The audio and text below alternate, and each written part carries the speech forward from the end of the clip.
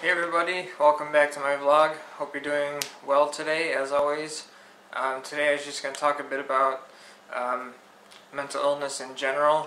I found a cool little picture that has, it's like a diagram on it, and says some stuff about mental health. This is pretty much basic stuff people should know. Like the first one is being active. Being active obviously can help you with a lot of things. If you go to the gym or if you work out at home or whatever you want to do, you should definitely try and get some exercise in each day and get those endorphins going.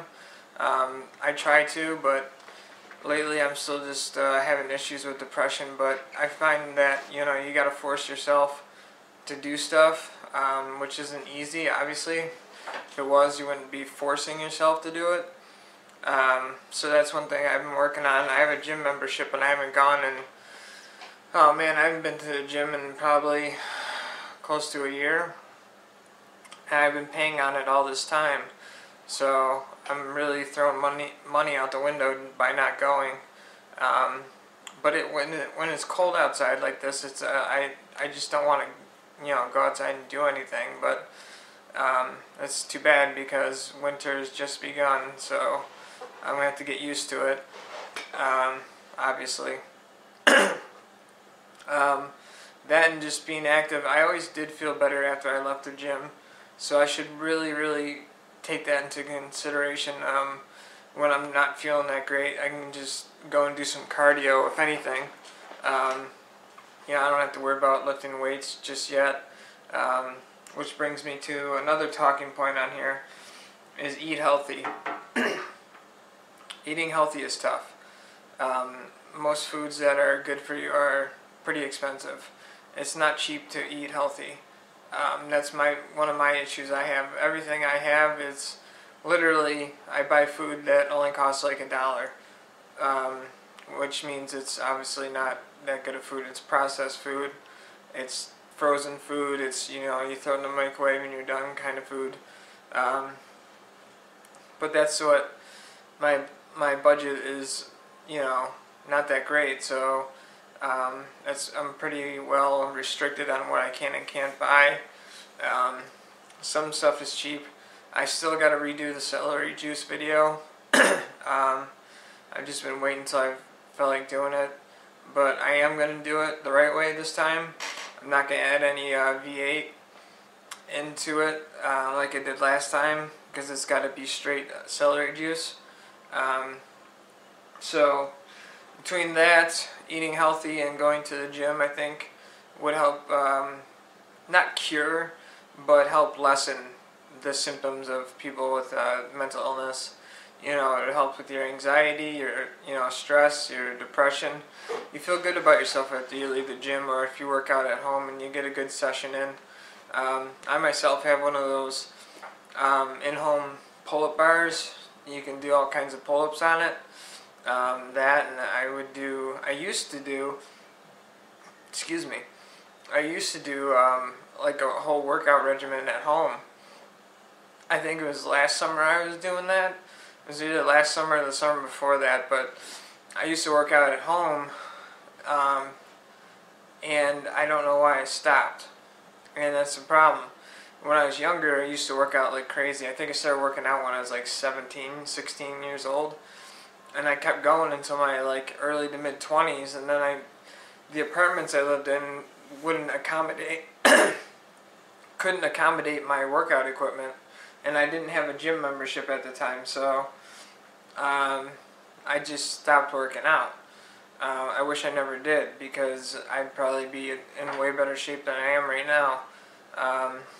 So that's one thing that's tough, to get that rhythm going again, and to stay consistent with it. Like I'm trying to stay consistent with these vlogs. It's tough. So that's one of my goals. I know it's hacky and cliche to say, oh, after New Year's I'm going to start going to the gym and stay healthy and all that, but I'm really going to try to. Yeah, I'll figure out some way to afford food that's decent for me and not necessarily junk food. It would help if I knew how to cook good. I'm not that great of a cook though, so there's always that. The other thing it says on here is get 8 hours of sleep every day. Well, sometimes that's a problem because of anxiety, and even paranoia has kept me awake. And just anxiety itself, it really wreaks havoc on you, especially when you're trying to sleep. Your brain just races and it won't stop, and it's just like if it was another person, you would tell them to shut the heck up.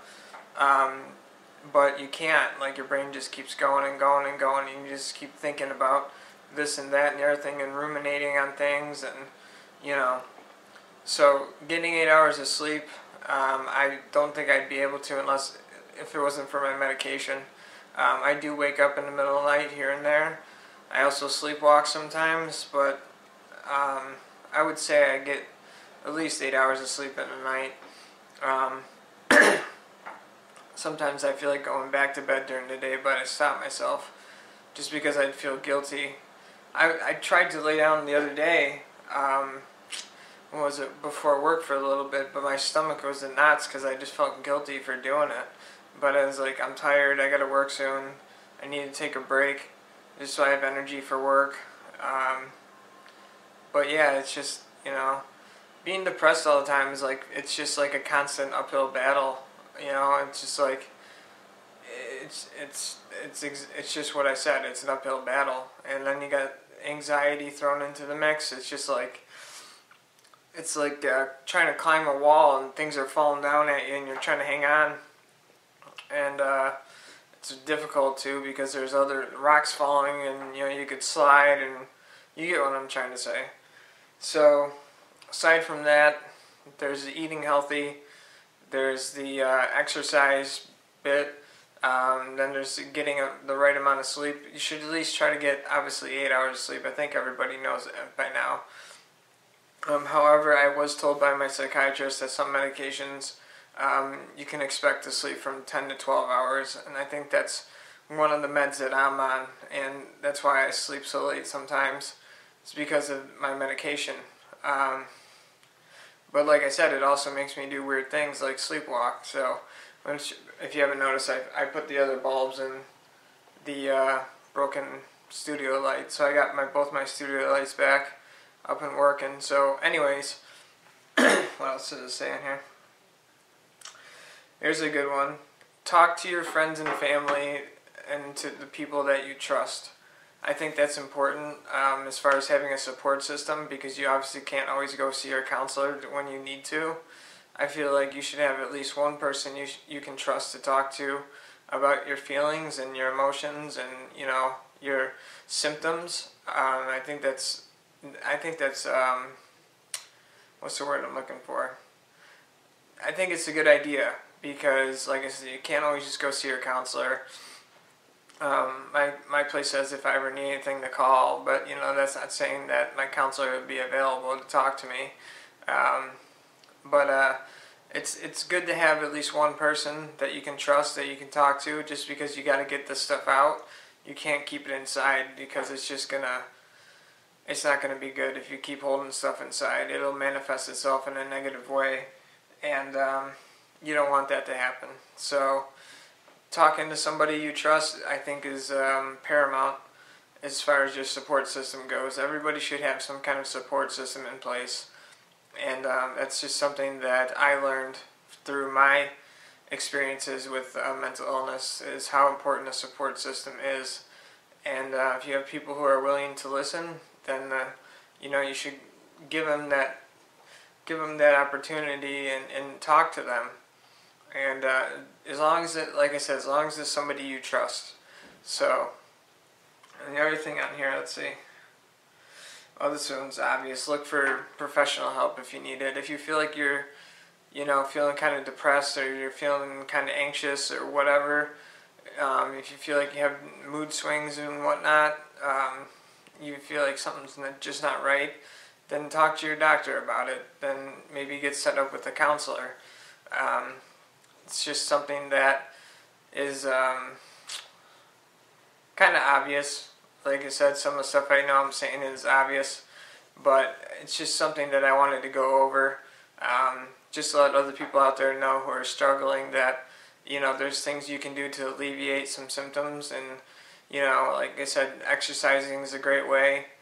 Even if you got to force yourself to do it. Even if you do it for like 15 minutes a day and slowly build from there.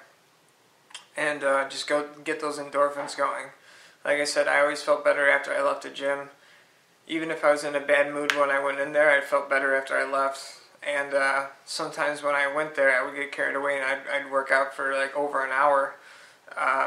But that was a while ago when I was being more consistent with it. So I'm trying to get back into the swing of things. I mean, dealing with winter doesn't help.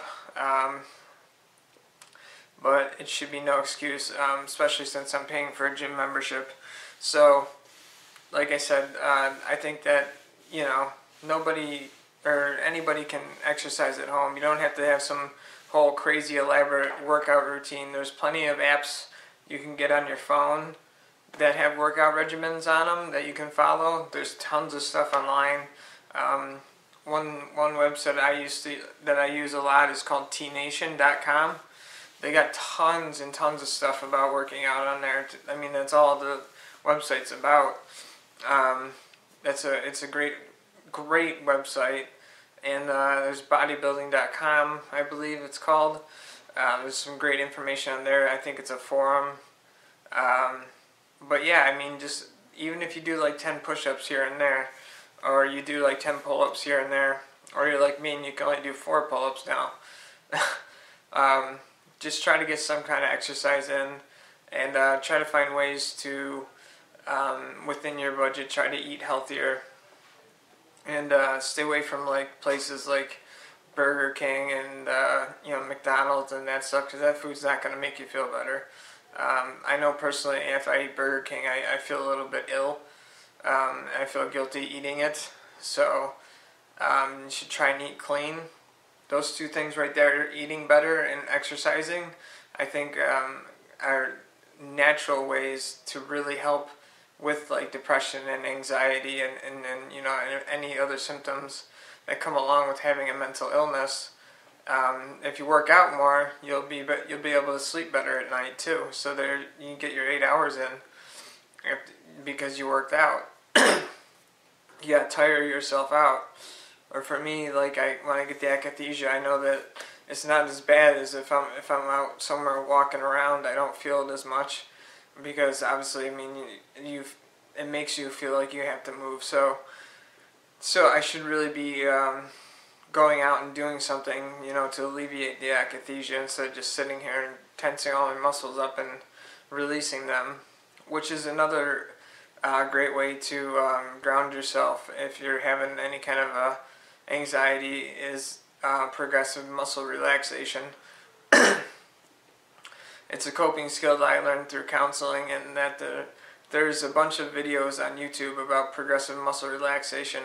So if you're having any kind of issue with your symptoms, with anxiety or anything, I would try progressive muscle relaxation. I'll put a link to one of the ones that I find on YouTube into the description below. So anyways, that's all I had to say for now. I just figured I'd go over a few things. Hopefully it helps some people out, especially with the holidays coming. You gotta try and keep yourself upbeat. I know that holidays can be tough for some people, myself included. So I hope that what I just said here about this little diagram or whatever you want to call it has helped some people out. And I mean, give it a shot and see how you feel. Do it for like a week and then see how you feel. Exercise for like a week and then see how you feel, and then try to eat better slowly but surely. I know it's hard to change your diet, but if you slowly introduce better foods into your diet, you can slip into that routine a little bit easier. So that's all I had to say for now. Thank you for watching it. I hope you guys got something out of it. Hope I helped at least a few people out. So at this point, I'm going to wrap the video up. So if you like what you saw, leave me a comment, a like, or a subscribe. I'd appreciate any one of those. And I'm done for now, so I'll see you guys in the next one.